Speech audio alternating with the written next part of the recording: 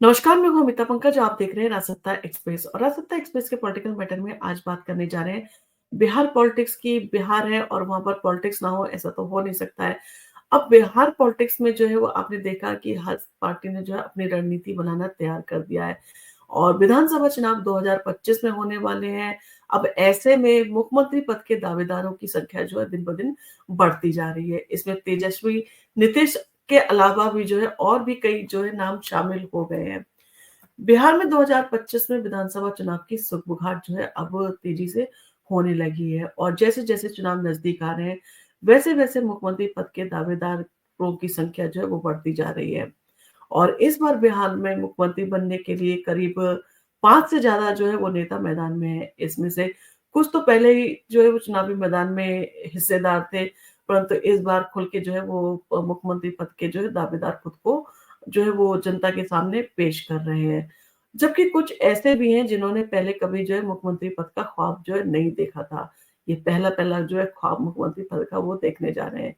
लेकिन अब वो जो है इस रेस में शामिल हो गए हैं।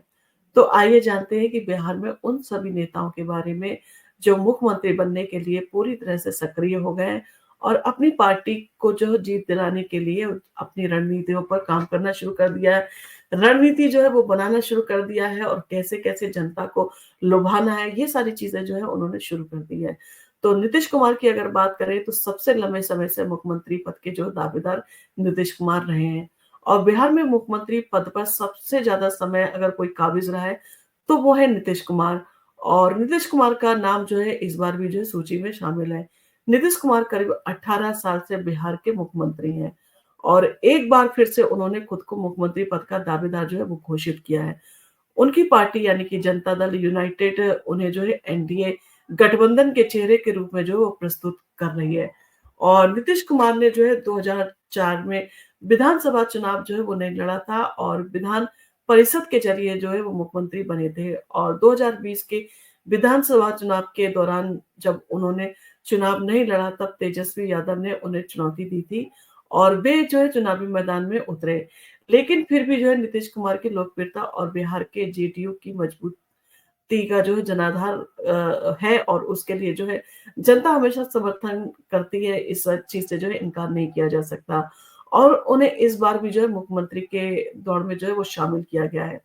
उनकी पार्टी जो है अब 12 लोकसभा उनकी पार्टी में जो है अब 12 लोकसभा सांसद और 45 विधायक हैं और ऐसे में नीतीश कुमार को चुनावी जो है वो कहा जाए कि खेल के पूरे माहिर हैं और चुनावी खेल में पूरे बिहार में जो है उनकी का खासी अहमियत है और वो काफ़ी जो है उनकी बात भी मानी जाती है और जनता के बीच में जो है वो लोकप्रिय भी हैं। अब ऐसे में तेजस्वी यादव भी जो है वो उनके अपोज़िशन में जो है वो आ गए हैं, यानी कि उनके अपोज़िट उतरे हैं मुख्यमंत्री के चेहरे के रूप में और आरजेडी के नए चेहरे हैं तेजस्वी यादव और इंडिया गठबंधन के मुख्यमंत्री पद के दावेदार जो है तेजस्वी यादव ही हैं।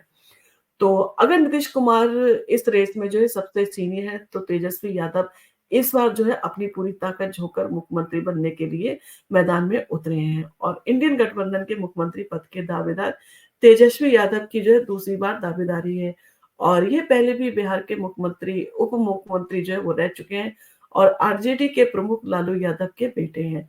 तेजस्वी यादव जो है अब आरजेडी का मजबूत उन्हें समर्थन मिला हुआ है, जिस उनके पास जो है 75 विधायक हैं और 4 लोकसभा सांसद हैं और 2020 के चुनाव में उन्हें पहली बार जो है मुख्यमंत्री पद का दावेदार के तौर पर जो है वो पेश किया गया था। और अब 2025 के चुनाव में जो है तेजस्वी यादव पार्टी को जो है बिहार की सत्ता दिलाने के लिए सक्रिय हैं और हर क्षेत्र में जो है अपनी पकड़ मजबूत बनाने के लिए वो प्रयासरत हैं और कोशिश कर रहे हैं और कहा भी जाता है कि आरजेडी जो है वो पूरी तरह से बिहार में अभी भी जो है उसकी बात मानी जाती है और उसका सिक्का जो है वो चलता है। इन दोनों के अलावा पुष्पम प्रिया जो है वो भी मुख्यमंत्री पद की दौड़ में जो है शामिल हो गई हैं। अपनी पार्टी की तहरीक के साथ जो है वो मैदान में हैं। पुष्पम प्रिया जो कि द प्यूलर्स पार्टी की प्रमुख हैं, मुख्यमंत्री पद की दावेदार जो है वो उसकी रेस में शामिल हो गई हैं। 2010 में भी जो है मुख्यमंत्री बनने की दावेदार थीं और अब उन्होंने खुद को मुख्यमंत्री घोषित करते हुए अखबारों में विज्ञापन भी जो है प्रकाशित कर दिया है। हालाँकि 2020 के चुनावों में उनकी पार्टी एक भी सीट जो है वो नहीं जीत पाई थी और पुष्पम प्रिया की जो है जब्त हो गई थी। और इस बार पुष्पम प्रिया जो है फिर से अपनी पार्टी की जो है वो उसको ताकतवर बनाने के लिए, उसको सत्ता में काबिज़ करने के लिए जो है वो जुट गई हैं और उनकी पार्टी इस बार जो है सभी सीटों पर अकेले चुनाव लड़ने की तैयारी कर रही है। पुष्पम का मुख्य जोर बिहार में बदलाव की तहरीर को आगे बढ़ाना है और वे इस बार जो है हर स्तर पर अपना दबदबा बनाने के लिए जो है सक्रिय हैं। और इन सारी चीज़ों के साथ-साथ प्रशांत किशोर जो कि माहिर माने जाते हैं और अभी तक जो है पार्टियों को जीत दिलाने में जो है वो उनका मैनेजमेंट करने में जो है वो लगे हुए थे। अब खुद उन्होंने अपनी पार्टी बनाई है और प्रशांत किशोर जो है वो जन स्वराज पार्टी के साथ नया चेहरा है मुख्यमंत्री पद के लिए। प्रशांत किशोर जो कि चुनावी रणनीतिकार के तौर पर जो है जाने जाते हैं। इस बार बिहार की राजनीति में एक जो है नई दिशा देने के लिए पूरी तरह से जो सक्रिय हैं और 2022 में बिहार में जो है अपनी जन स्वराज पार्टी की उन्होंने शुरुआत की थी और इस पार्टी के ज़रिए बिहार की सभी 243 सीटों पर अकेले चुनावी मैदान में उतरने का उन्होंने मन बना लिया है। और प्रशांत किशोर ने जो है अपने चुनावी अभियान में खास ध्यान जो है वो जाति, महिलाओं और युवाओं को जो है जोड़ने का प्रयास किया है। ये लोग जो है उनके केंद्र में केंद्रित हैं और उनका उद्देश्य बिहार की राजनीति को नए सिरे से बदलना है और उन्हें उम्मीद है कि उनकी पार्टी बिहार की सत्ता में काबिज़ हो सकती है। और पप्पू यादव की अगर बात करें तो पप्पू यादव कांग्रेस के साथ अपनी दावेदारी को मजबूत जो है वो करना चाहते हैं। पूर्णिया से सांसद पप्पू यादव भी जो है इस बार चुनाव में मुख्यमंत्री बनने की ख्वाहिश रखते हैं और पप्पू यादव पहले भी 2015 में मुख्यमंत्री पद के दावेदार रहे थे। लेकिन उस समय लालू यादव ने जो है उन्हें पार्टी के बाहर कर दिया था। फिर पप्पू ने जो है अपनी खुद की पार्टी बनाई और बिहार के चुनावी मैदान में उन्होंने मुकाबला किया था लालू यादव की पार्टी से लेकिन उन्हें सफलता जो है नहीं मिली थी। अब पप्पू यादव जो है अपनी दावेदारी कांग्रेस के साथ जो है जोड़ उन्होंने अपने आप को जोड़ दिया है और इसलिए वो कांग्रेस के चलते जो है अपनी दावेदारी मुख्यमंत्री पद की उन्होंने जो है वो रखी है। और वो चाहते हैं कि कांग्रेस बिहार चुनाव अकेले लड़े और पप्पू यादव मुख्यमंत्री पद पर उनको बिठाए। और हालाँकि ये 2 चीज़ें जो है वो इन सारी चीज़ों पर निर्भर करेगा कि पार्टी किस तरह से परफ़ॉर्म कर रही है, पप्पू यादव को अपने आप को किस तरह से वो परफ़ॉर्म करते हैं। तो क्या कांग्रेस अकेले चुनाव लड़ेगी? और दूसरा क्या पप्पू यादव जनता का विश्वास फिर से जीत पाएँगे? ये जो है 2 बड़े सवाल हैं क्योंकि कांग्रेस लगता नहीं है कि पप्पू यादव के नाम पर जो है वो वहाँ पर इतना बड़ा जो है वो दाँव खेल भी सकती है क्योंकि काफ़ी अहम सीट है और ऐसे में कांग्रेस का भी प्रयास होगा कि वो ज़्यादा से ज़्यादा सीटें जो है वो बिहार की जीतें। और पारस और जीतन राम मांझी की अगर बात करें तो किसकी चलेगी और किसका खेल चलेगा, इन सारी चीज़ों के ऊपर भी बिहार में चर्चा की जा रही है। पशुपति पारस और जीतन राम मांझी भी जो है मुख्यमंत्री पद के दावेदार की जो है सूची में आ गए हैं। जीतन राम मांझी जो है पहले भी बिहार के मुख्यमंत्री जो है रह चुके हैं और अब वो एनडीए के साथ हैं। वहीं पारस केंद्रीय मंत्री रह चुके हैं और अकेले चुनावी मैदान में जो है उतरने की पूरी तैयारी कर रहे हैं।